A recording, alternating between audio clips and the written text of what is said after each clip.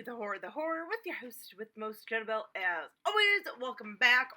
So I'm doing something totally different. I am, yes, and this was kind of inspired by the newest Black Christmas movie. No, I have not seen it yet. I still have not seen it. I refuse to see it.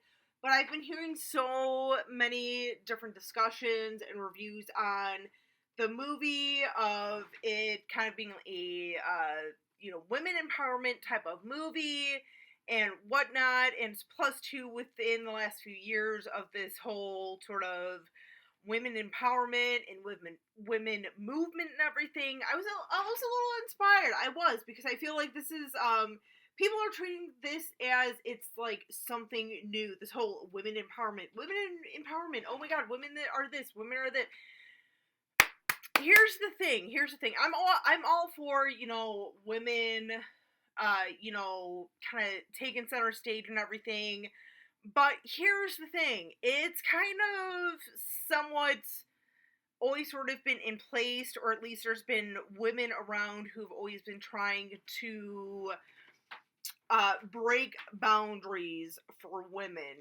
This is kind of what I want to do with this video. I'm not really making this like an official tag video or anything, but for those of you who might have some women in mind that you want to talk about, bring up, by all means, please go ahead, do your own video on some of your favorite females who have been strong, independent women in any sort of genre. I made a couple of like little lists and everything, mainly music, movies, and writers. For those of you who want to do this, who want to partake in this, feel free to include anything, whether it's women in sports, women in whatever. Have fun with this. Like I said, I feel like it's one of those things where, the whole women's movement, everything, I feel like it's been going on for some time now, but I feel like more recently it's been more in our faces.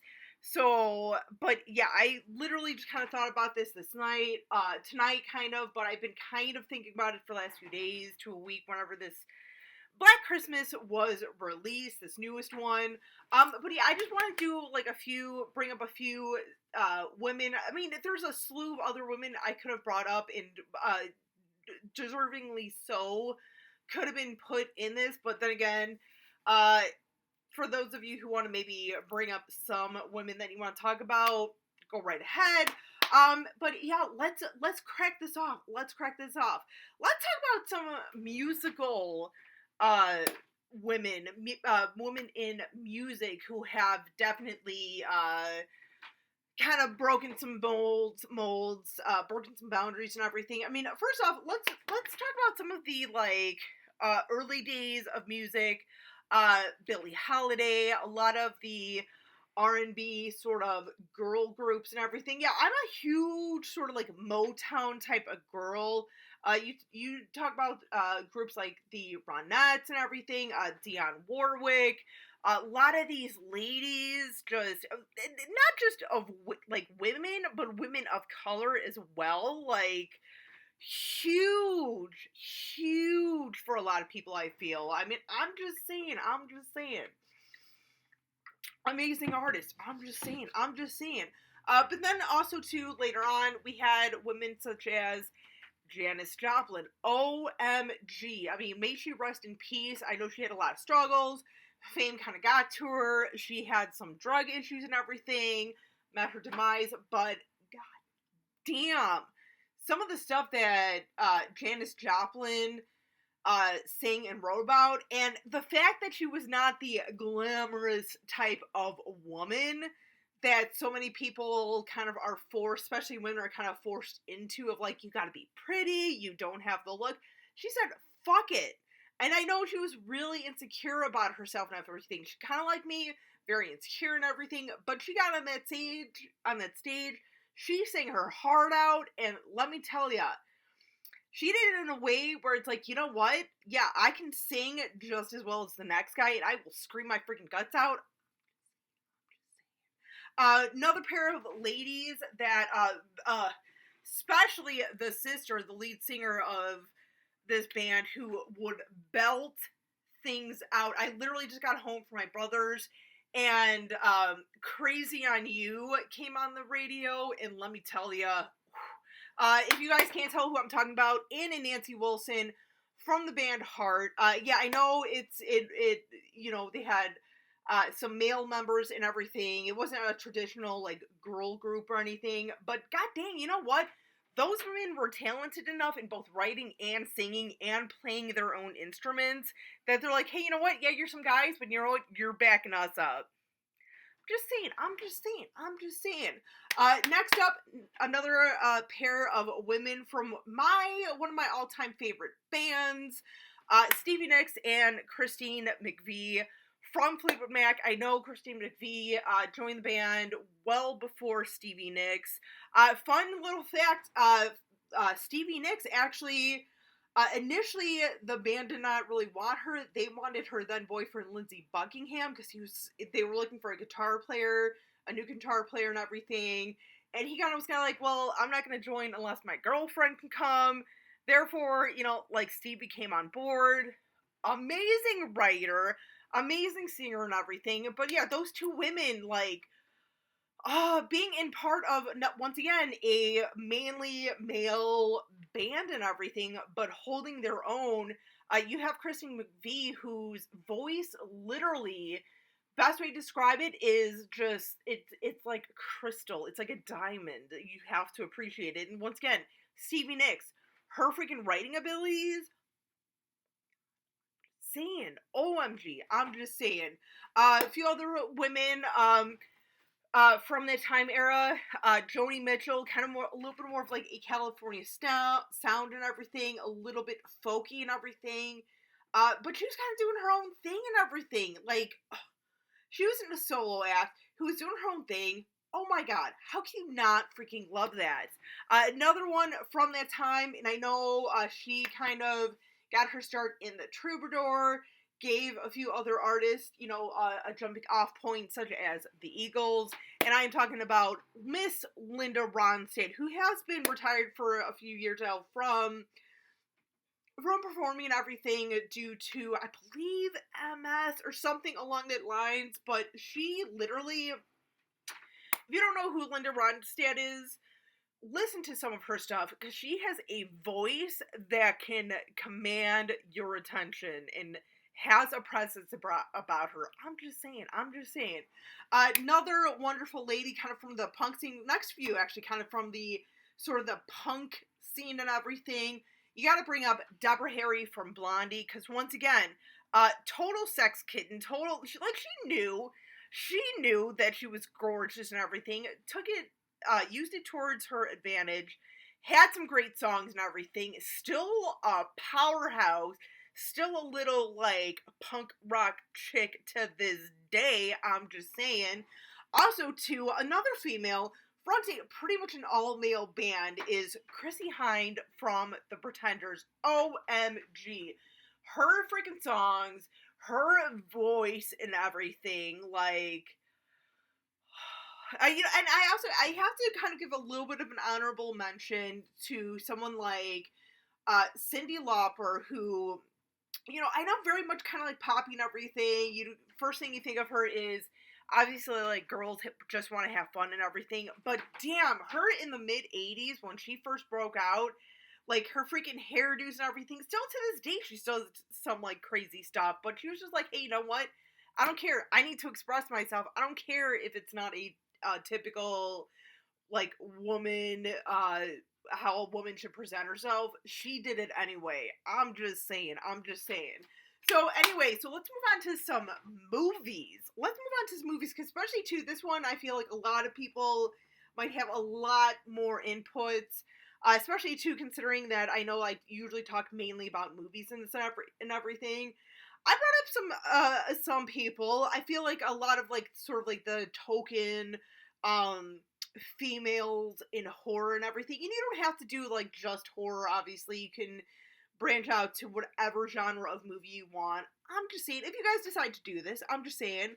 First one up, one of our first people we gotta talk about, get it out of the way, Sigourney Weaver from Alien. from the Alien franchise. Like, hell.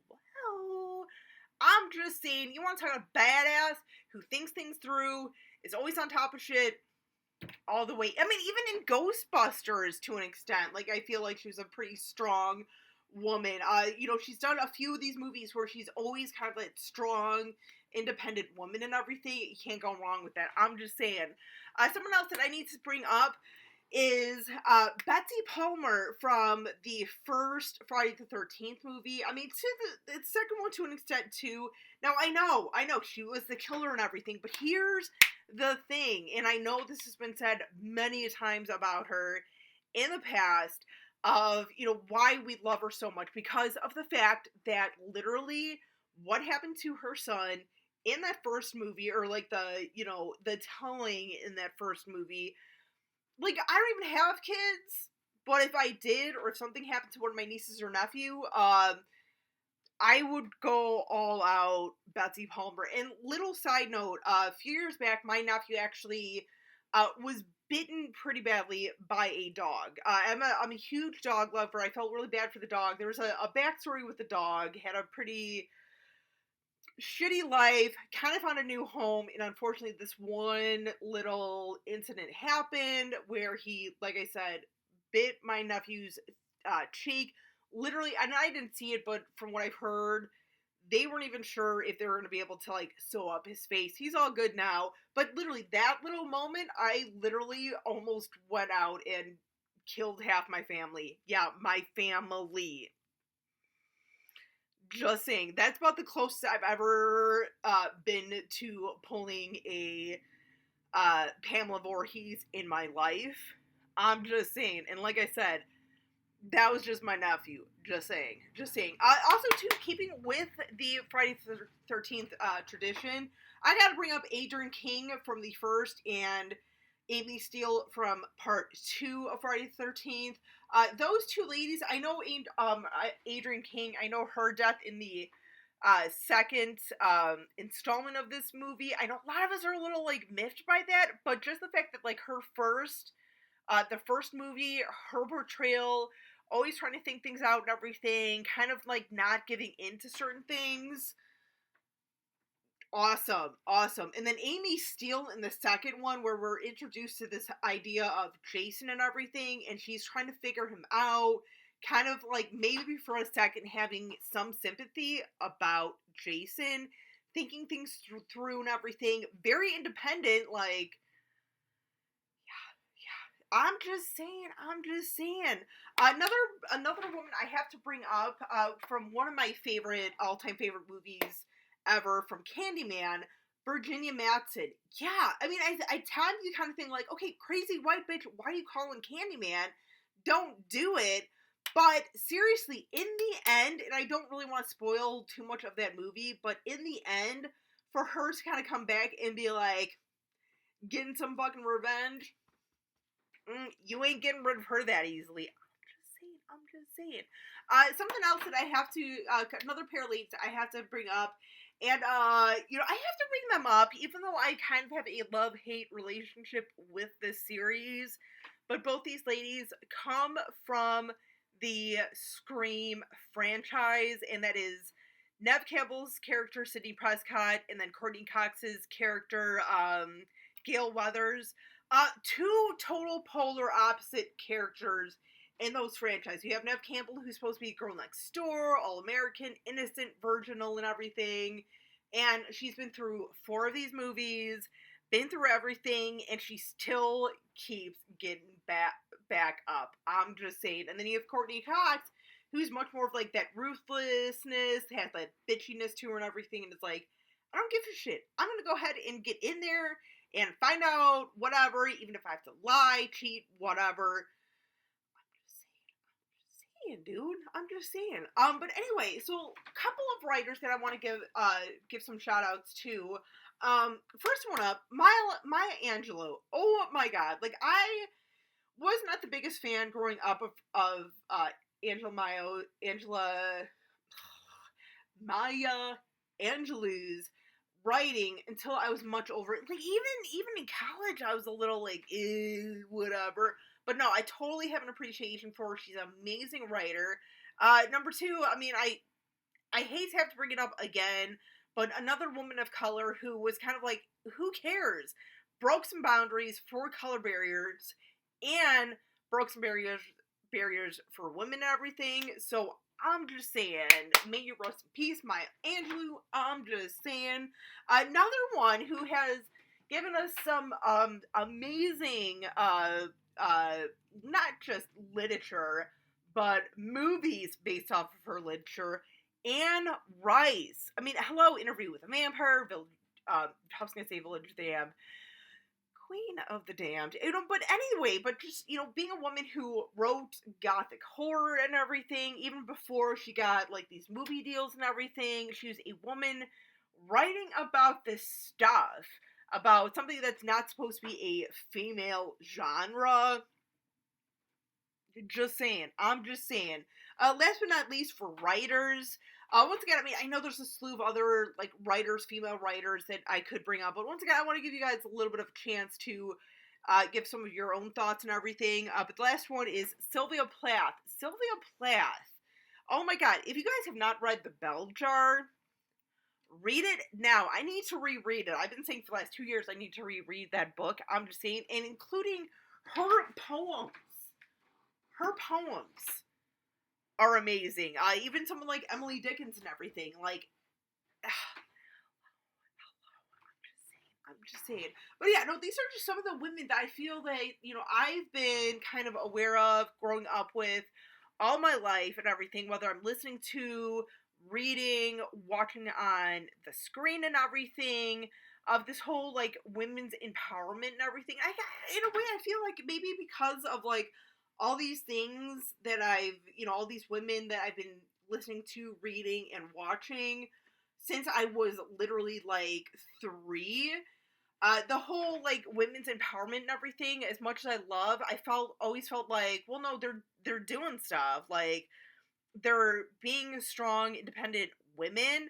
I've never really been like, we need more of this, we need more of this. I always have felt like, no, it's here, we're just not paying attention as a society. I'm just saying. I mean, even women in sports and everything. You look at like the WNBA. You look at like people like Tanya Harding, Nancy Kerrigan, even women in wrestling, such as AJ Lee up here and everything.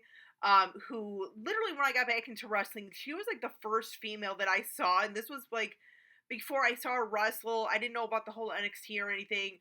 But I saw her on screen one day, and I was like, that's the girl for me. And for those of you who follow me on Instagram, there's a few women, such as, like, Alexa Bliss, Becky Lynch and stuff, who I'm like, oh, those are my girls. I'm just saying. I love watching my females in wrestling. I'm just saying. Someone else that I just thought of, too, as I was bringing up AJ Lee, pair of ladies that I do need to kind of bring up for, like, movies and stuff, pair of directors, the Soska sisters. I have not watched everything that they have. From what I've seen of them, amazingly talented women and everything, and some of the movies that they've done, the chances that they've taken and everything. I'm just saying, I mean, even with, like, Rabid, I know that I've been getting, like, that many, or I should say it's been getting kind of, like, some mixed reviews, kind of, like, semi-poor reviews, but whatever. Some of the stuff that they've done, I'm just saying. But yeah, you guys, those are just some of the women that I wanted to kind of bring up, of women who I feel like are very powerful, have had such an impact on everything, and I want to hear from you guys. Like I said, I'm not making this like an official, like, tag video, but if you guys want to turn it into a tag video, more power to you. I'm just saying. I might do some more of these. I'm not sure. Maybe talk about individual women on this list, or other women that have an impact on me and everything, have impacted me and everything. So I'm just saying. Like I said, if you guys want to do this, if you guys want to share some of your thoughts on some strong female women in entertainment, whatever it is, like I said, sports, movies, music, writers, comics, whatever. Go to her. Maybe some YouTubers. I'm just saying, you don't have to put me. I'm just saying, I just do this for fun. I'm just saying. But no, just let me know. Make your own list up. Whatever. Go in depth with it if you want, more in depth than I did. I'm just saying. But yeah, I want to hear from you guys, or even leave some comments below of some of the women that you think are strong and independent and have paved the way for women of today. But yeah, anyway, till next time, as always, stay creepy, classy, and a little bit sassy.